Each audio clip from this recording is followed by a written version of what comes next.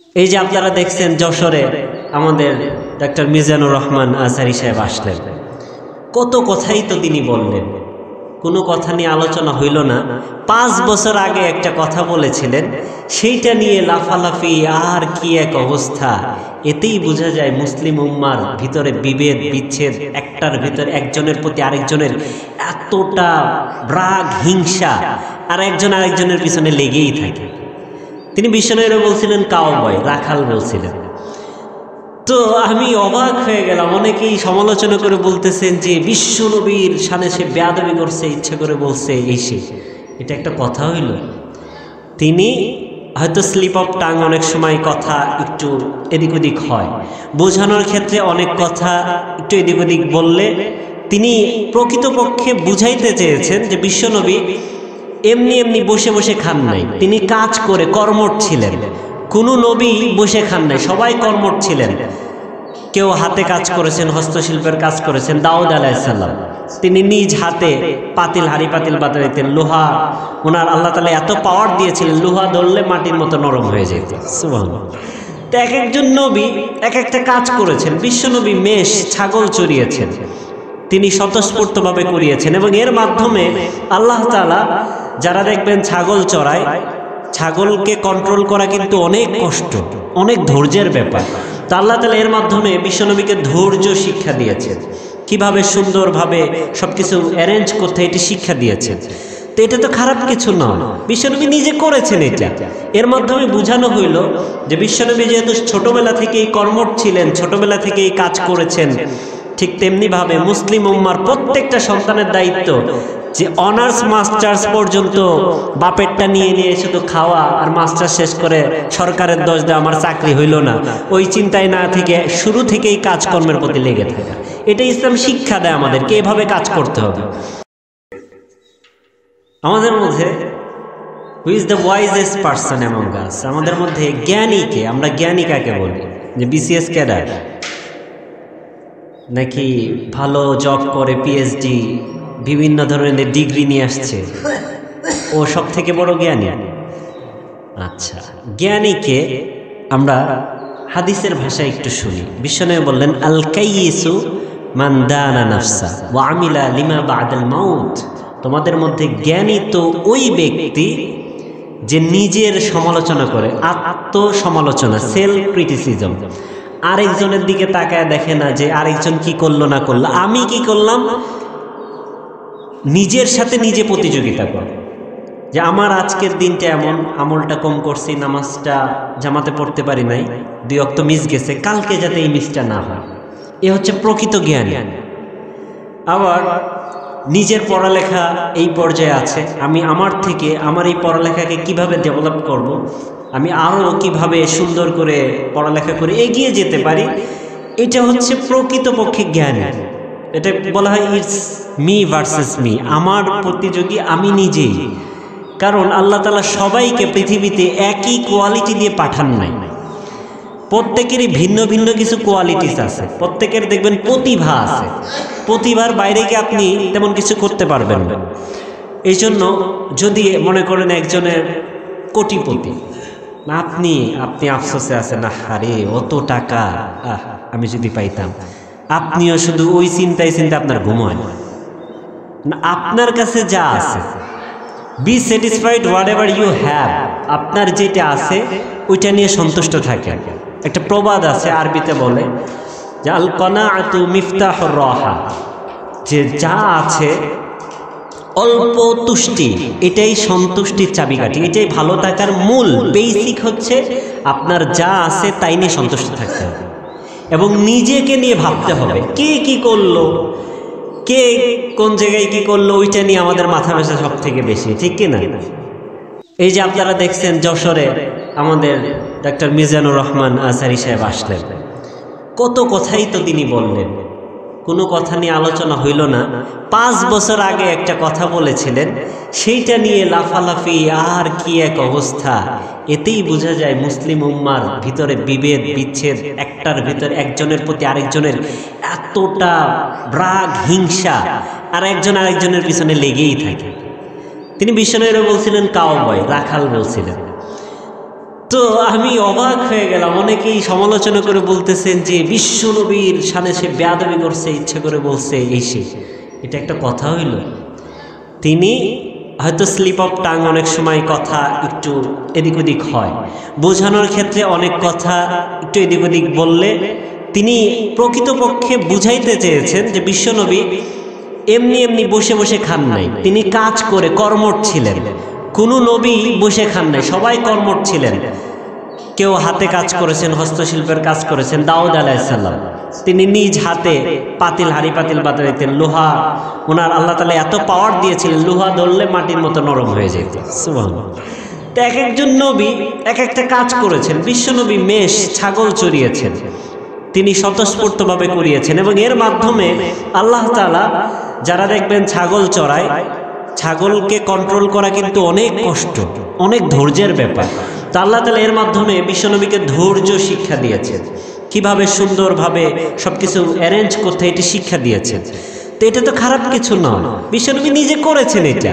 এর মাধ্যমে বোঝানো হইল যে বিশ্বনবী যেহেতু ছোটবেলা থেকেই কর্মঠ ছিলেন, ছোটবেলা থেকেই কাজ করেছেন, ঠিক তেমনিভাবে মুসলিম উম্মার প্রত্যেকটা সন্তানের দায়িত্ব যে অনার্স মাস্টার্স পর্যন্ত বাপেরটা নিয়ে নিয়ে শুধু খাওয়া আর মাস্টার শেষ করে সরকারের দোষ দেওয়া, আমার চাকরি হইল না, ওই চিন্তায় না থেকে শুরু থেকেই কাজকর্মের প্রতি লেগে থাকা।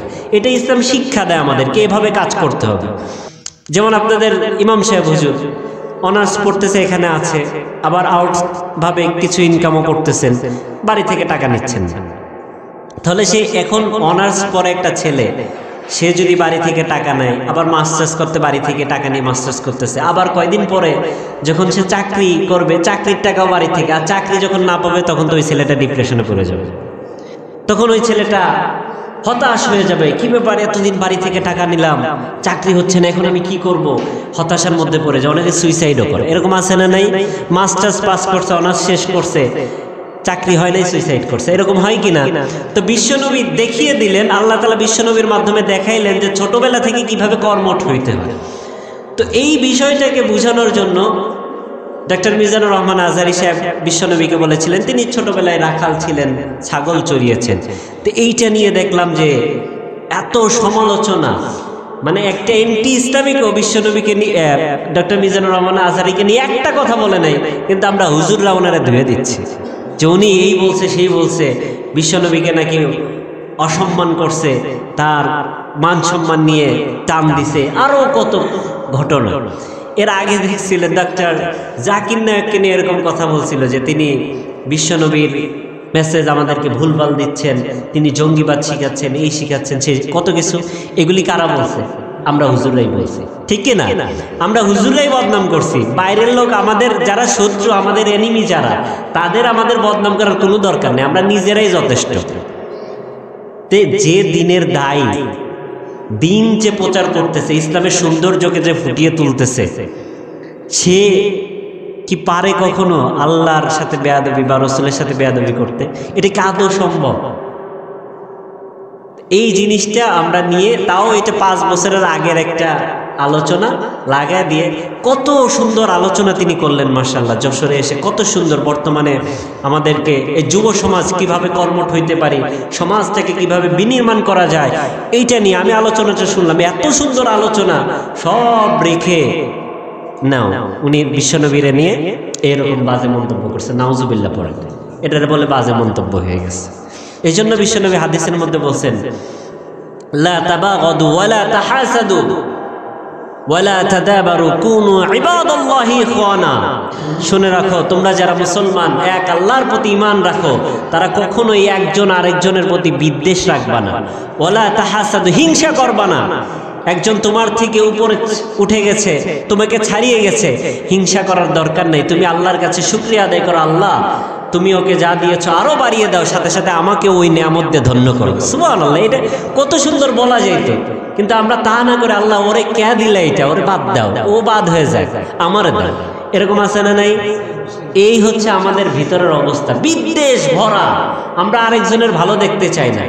এই জন্য আল্লাহ তাআলা যাকে দিবেন, সারা পৃথিবীর মানুষও যদি ওরে নিজ দিয়ে টানে, কাজ হবে?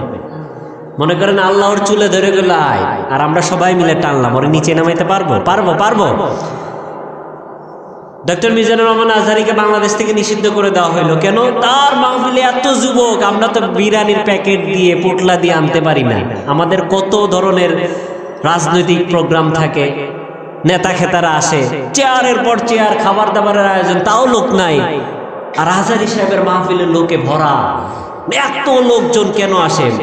ওই এন্টি ইসলামিকদের মাথা নষ্ট, ওরা দেশের থেকে বের করে দিয়েছে, ঠিক আছে, কিন্তু আসলে ইসলামটা হচ্ছে অগ্নিস্ফুলিঙ্গের মতো। এটারে যেমন কেরোসিন যদি দেন, আগুনটা কি নিভবে নাকি আরো জ্বলবে?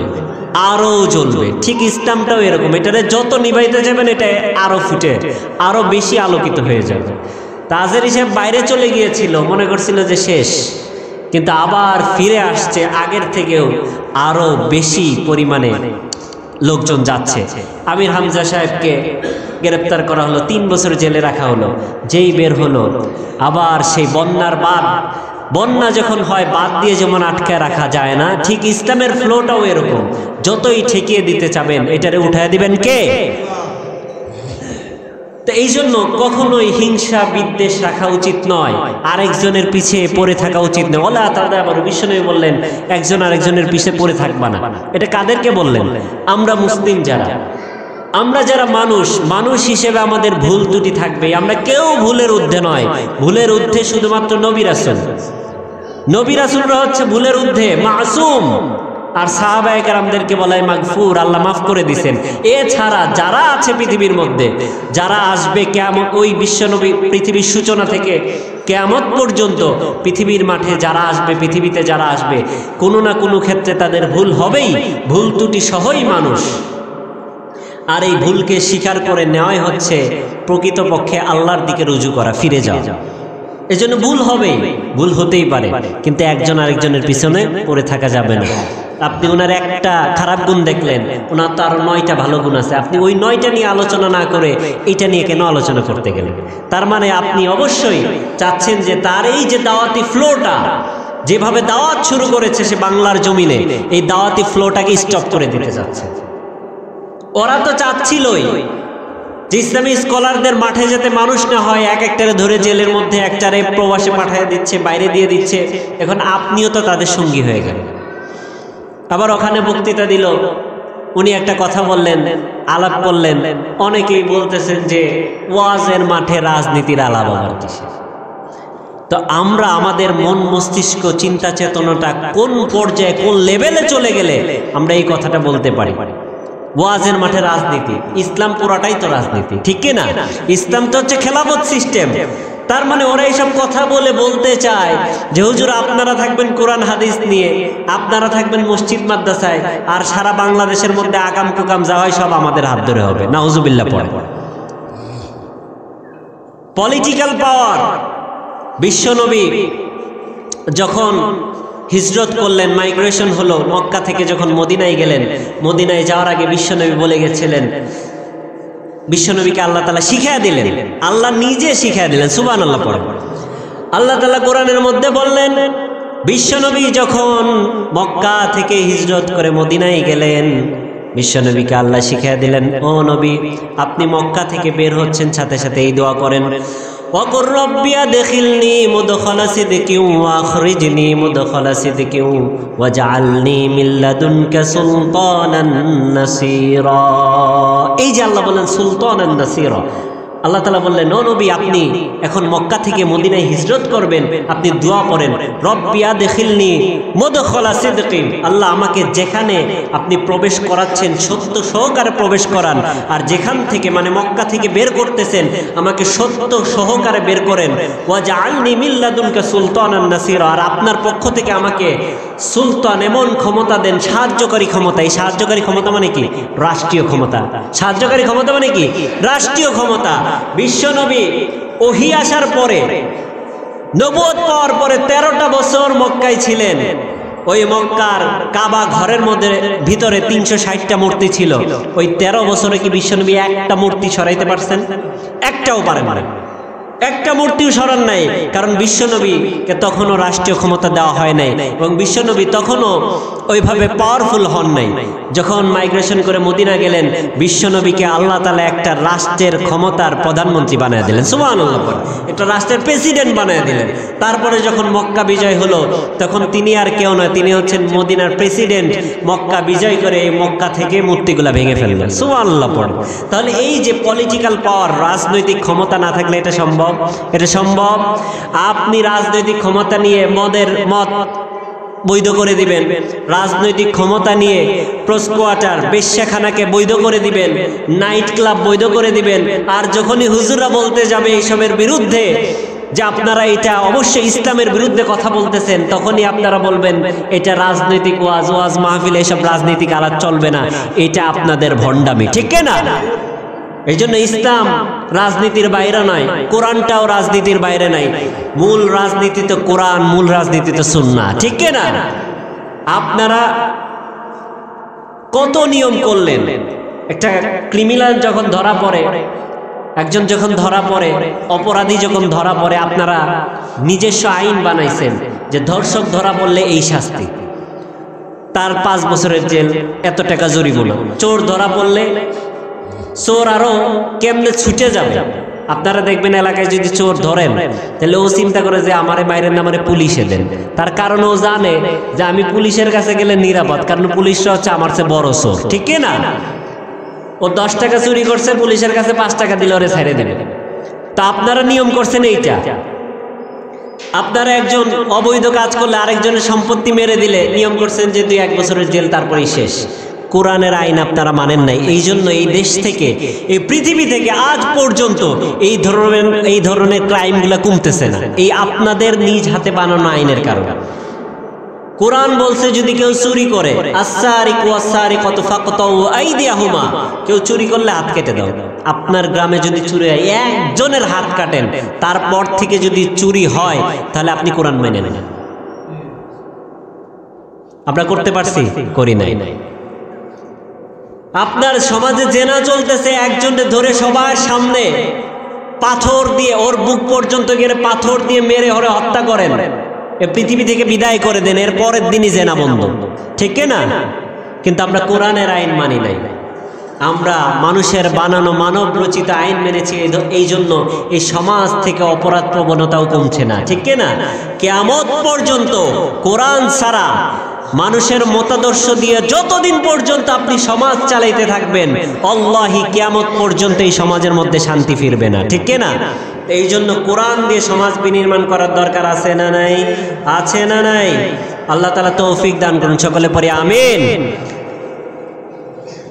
আলোচনা চলতেছিল, মূল বিষয়ে আসি। কি বিষয়ে আলোচনা চলতেছিল বলেন তো? সুখী পরিবারের ফর্মুলা। আপনারা কি ভুলে যান নাকি?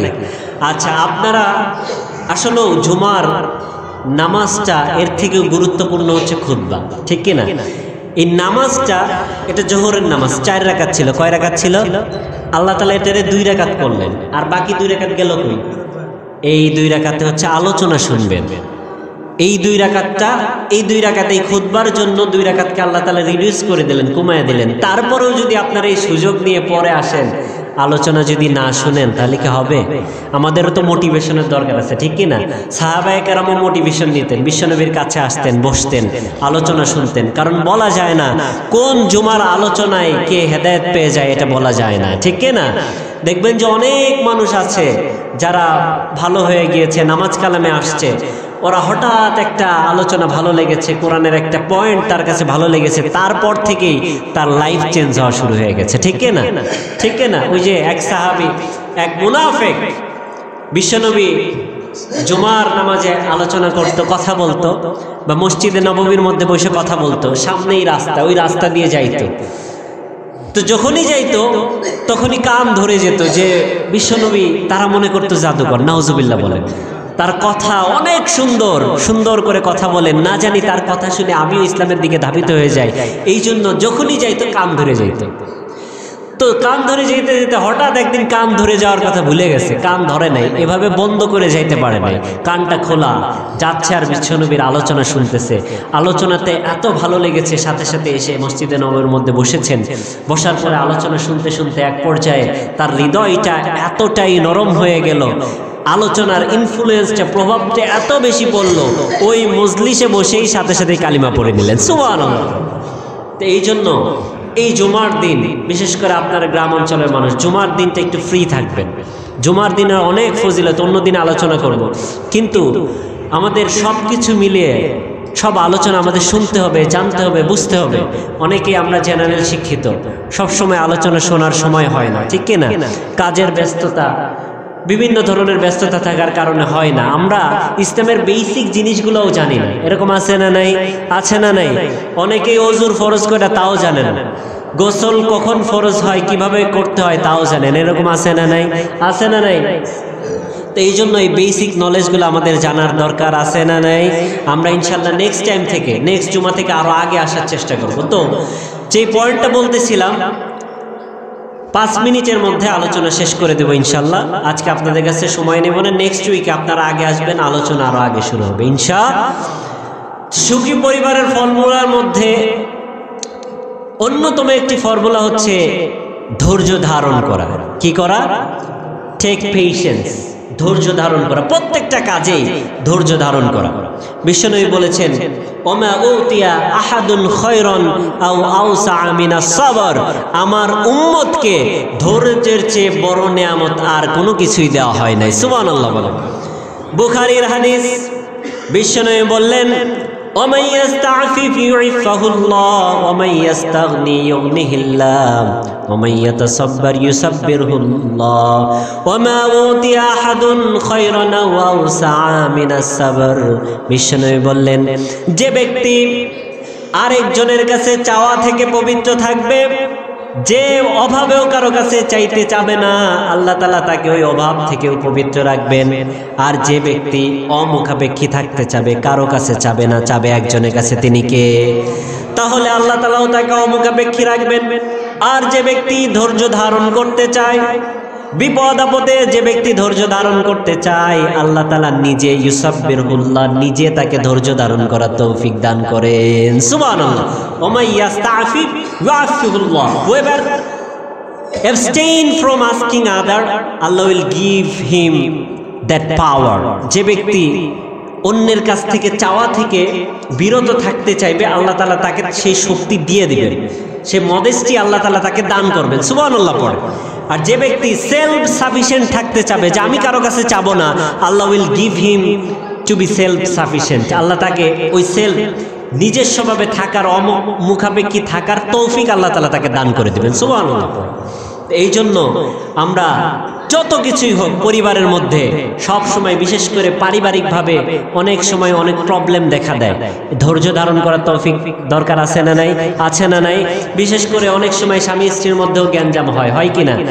ছোট্টখাট্ট বিষয় নিয়ে দেখা যাচ্ছে গ্যাঞ্জাম হয়, এবং এই গ্যাঞ্জাম ঝগড়াঝাটি এমন পর্যায়ে পৌঁছায় যায়, ডিভোর্স পর্যন্ত হয়ে যায়, নাউজুবিল্লাহ পড়ে।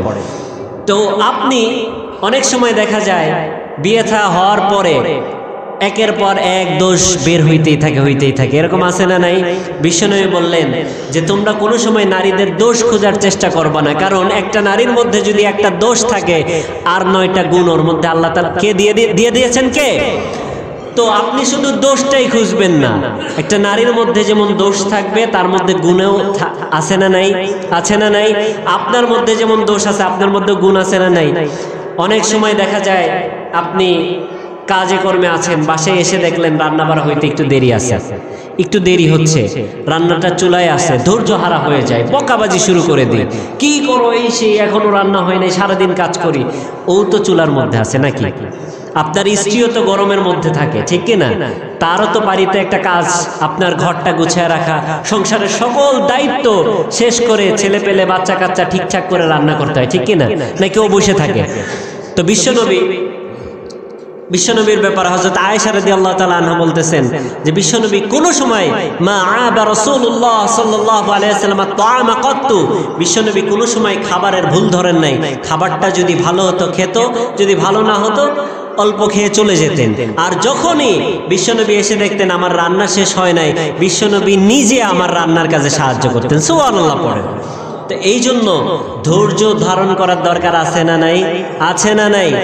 মনোমালিন্য হবে, কিন্তু ধৈর্য ধারণ করে থাকবেন। আল্লাহ তাআলা এই ধৈর্যের বিনিময়ে আপনার সংসারটাকে সুখী সংসারে পরিণত করে দিবেন। সুবহানাল্লাহ পড়ে। এই জন্য এই সংসার জীবনে ধৈর্যের অনেক দরকার, কারণ দীর্ঘদিন আল্লাহ তাআলা যদি আপনাদের হায়াতে বাঁচিয়ে রাখে, দীর্ঘদিন আপনারা একসাথে থাকবেন, আপনাদের মধ্যে সুখ শান্তিও যেমন থাকবে, কথা কাটাকাটি হবে, মনোমালিন্য হবে, এগুলিকে নিয়েই আমাদের সামনে ফরওয়ার্ড করতে হবে, ঠিক কিনা? শুধু মনোমালিন্যটা আমাদের, আমরা যারা রাসূলের উম্মাহ আছি আমাদের মধ্যেই যে হয় বিষয়টা এমন নয়, বিশ্বনবী এবং তার স্ত্রীদের মধ্যেও মনোমালিন্য হয়েছে। সুবহানাল্লাহ পড়েন। তো এইটা দিয়ে আল্লাহ তাআলা বুঝিয়ে দিলেন যে এই ধরনের মনোমালিন্য হবেই সংসার জীবনে, কিন্তু এইটাকে ধরে বসে থাকলে হবে না, এটাকে ডিল করেই সামনের দিকে এগিয়ে যেতে হবে। একবার বিশ্বনবীর সকল স্ত্রীরা বিশ্বনবীর কাছে আসছেন, এসে অভিযোগ করতেছেন, ইয়া রাসূলুল্লাহ, একেবারে শুরুর যুগে বিশ্বনবী অত্যন্ত অভাবে, সবাই, শুধু বিশ্বনবী না, যারা মুসলমান ছিলেন প্রথম পর্যায়ে অনেক অভাবে ছিলেন, টাকা পয়সার অভাব, খাওয়া দাওয়ার অভাব, মানে পোশাকের অভাব, খুবই করুণ অবস্থা ছিল। তো সব স্ত্রীরা একসাথে এসে বিশ্বনবীরে ধরছে, ইয়া রাসূলুল্লাহ, আমাদের ভাতা বাড়ায়া দেন, আমাদের টাকা পয়সা বাড়ায়া দেন, একটু খাবার দাবার আরেকটু উন্নত করেন। তো বিশ্বনবী নিজেই খাবার দাবারের অবস্থা খারাপ, নিজেই খাইতে পারতেছে না, তো স্ত্রীদের কিভাবে দিবেন? তো এই জিনিসটা আমাদের বাড়িওয়ালি যারা আছে, আপনাদের স্ত্রী যারা আছে, তাদেরও বুঝতে হবে, আপনাদেরও বুঝতে হবে। অনেক সময় দেখা যায় হাজবেন্ড চাকরি বাকরি করে, মাসে কামায় 10,000 টাকা, পাশের বাসার ভাবি শাড়ি পরছে 15,000 টাকা, এসে বায়না ধরে, পাশের বাড়ির ভাবি 15,000 টাকা দিয়ে শাড়ি পরে, তুমি কি করলা, আমারে দিলা না। তো এই যে দিতে পারলো না, এর বেতনই তো 10,000 টাকা, আপনারা 15,000 টাকা শাড়ি কেমনে দিবেন? আবার অনেক সময় দেখা যায় সেম চাকরি করে, ও অনেক কিছু কিনতেছে, স্বর্ণের নেকলেস কিনতেছে, রকেট কিনতেছে, কত কিছু জুয়েলারি গুলো কিনতেছে, কিন্তু ওর স্বামী পারতেছে না। অথচ একই চাকরি, বউ যায় দাবি করে যে একই চাকরি করে, তুমিও মাঠে কাজ করো, সেও মাঠে, তুমিও পেঁয়াজ লাগাইছো, সেও পেঁয়াজ লাগাইছে, সেও কলেজে চাকরি করে, তুমিও কলেজে চাকরি করো, কত কিছু দেয়, আমারে তো দিতে পারলাম না। এখন ও চাকরি করে 25,000 টাকা বেতন পায়, দুইজনের সেম বেতন, কিন্তু ও যে টেবিলের নিচ দিয়ে নেয় আর 25,000, ওই 25,000-এ বউরে শাড়ি কিনে দেয়। দেখুন, আপনি আপনার জামাইটার, আপনার হাজবেন্ডের হালাল ইনকামটা আপনার সহ্য হইল না, ফোর্স করলেন, ও ঘুষ খাওয়া শুরু করলো। এই দোষটা কার? এই দোষটা হচ্ছে স্ত্রীর, ওয়াইফের। এই কারণে দেখবেন অলমোস্ট ঘুষখোর, দুর্নীতিবাজ যারাই হচ্ছে, সব কিছুর দোষ এই স্ত্রীদের, ঠিক কিনা? অলমোস্ট স্ত্রীদের দোষ, এদের প্যারাই পড়ে। এবং যারা দেখবেন হার্ট অ্যাটাক করতেছে, ব্রেন স্ট্রোক করতেছে, অলমোস্ট অনেক কেস আছে বউদের যন্ত্রণায় এইসব করতেছে, ঠিক না? এই জন্য তাদেরকেও ধৈর্য ধারণ করতে হবে, কারণ বিশ্বনবীরও এরকম হয়েছিল। তো বিশ্বনবী আল্লাহ তাআলা সাথে সাথে কোরআনের আয়াত নাজিল করে দিলেন যে, ইয়া রাসূলুল্লাহ, তারা যেহেতু আপনাকে এটা বলতেছে, আপনি তাদেরকে বলে দেন, যদি তোমরা দুনিয়ার ভোগ বিলাস চাও, চাকচিক্য চাও, তোমাদেরকে আমি দিয়ে দিলাম, বাট তোমরা আমার সাথে থাকতে পারবা না। মানে তালাক দেওয়ার অধিকার স্ত্রীদেরকে দিয়ে দিলেন। তো হযরত আয়েশা রাদিয়াল্লাহু তাআলার কাছে বললেন যে, আল্লাহ তাআলা তো এভাবে বলছে, তোমরা যদি চাও তাহলে তালাক নিতে পারো, আর যদি আমার সাথে এই অবস্থায় থেকে যেতে চাও তাহলে থেকে যেতে পারো, আমি যেমন আছি। আমার যখন টাকা পয়সা হবে, আমার যখন আল্লাহ সচ্ছলতা দিবে, আমিও তোমাদেরকে দিব, আমার নাই তোমাদেরকে কিভাবে দিব? তো বিশ্বনবী হযরত আয়েশা রাদিয়াল্লাহু তাআলা আনহাকে অত্যন্ত ভালোবাসতেন। তিনি বললেন, তুমি হুঠাৎ সিদ্ধান্ত নিও না, তুমি আগে তোমার আব্বা আম্মার সাথে পরামর্শ করো। তো হযরত আয়েশা রাদিয়াল্লাহু তাআলা আনহা, কারণ বিশ্বনবী জানতেন যদি তিনি তার পিতা আবু বকর সিদ্দিক রাদিয়াল্লাহু তাআলা আনহা এবং তার মার সাথে পরামর্শ করে, তাহলে অবশ্যই বলবে যে আমার টাকা পয়সা চাকচিক্যের দরকার নাই, তুমি বিশ্বনবীর সাথে থেকে যাও। তো আয়েশা রাদিয়াল্লাহু তাআলা পরামর্শ করে আসলেন, এসে বললেন, ইয়া রাসূলুল্লাহ, আমার আব্বা তো পরামর্শ দিছে, আমার কোনো কিছুই দরকার নেই, আপনার সাথে আমি থাকবো, দুনিয়াতেও থাকবো, আখিরাতেও থাকবো। সুবহানাল্লাহ। আয়েশা রাদিয়াল্লাহু তাআলা আনহা আবার একটু চালাক, উনি বললেন, এইগুলো আবার অন্য স্ত্রীদেরকে বললেন না, আমি কি বলছি, মানে উনি চাইতেছে ওনারা যাতে তালাক দিয়ে চলে যায়। তো বিশ্বনবী বললেন যে, নো নেভার, তোমার এই কথা তুমি বলছো, সব স্ত্রীদেরকে আমি বলবো। তো সবাই আসছে, আসার পরে জিজ্ঞেস করতেছেন যে আয়েশা রাদিয়াল্লাহু তাআলা কি বলছে? তো রাসূল সাল্লাল্লাহু আলাইহি ওয়াসাল্লাম বলে দিলেন যে, সে সম্পত্তি চায় না, চাকচিক্য চায় না, সে এমনিতেই আমার কাছে থেকে যেতে চায়। সব স্ত্রী বললেন, আমরাও থেকে যেতে চাই। সুবহানাল্লাহ। তো এই জন্য শুধু দুনিয়াতেই অনেক চাই, দুনিয়াতেই শেষ নয়। সুখ শান্তি আল্লাহ তাআলা যেমন অল্প টাকার মধ্যেও দিতে পারেন, এবং এইটাকে ক্যারি অন করে গেলে আল্লাহ তাআলা জান্নাতের মধ্যেও সুখ শান্তি দিয়ে ভরে দিবেন। সুবহানাল্লাহ পড়ে। এই জন্য সাংসারিকভাবে সুখে থাকি দুঃখে থাকি, সবসময় ধৈর্য ধারণ করার দরকার আছে না নাই? আছে না নাই? আল্লাহ তাআলা আমাদের সকলকে তৌফিক দান করুন, সকলে পড়ি আমিন।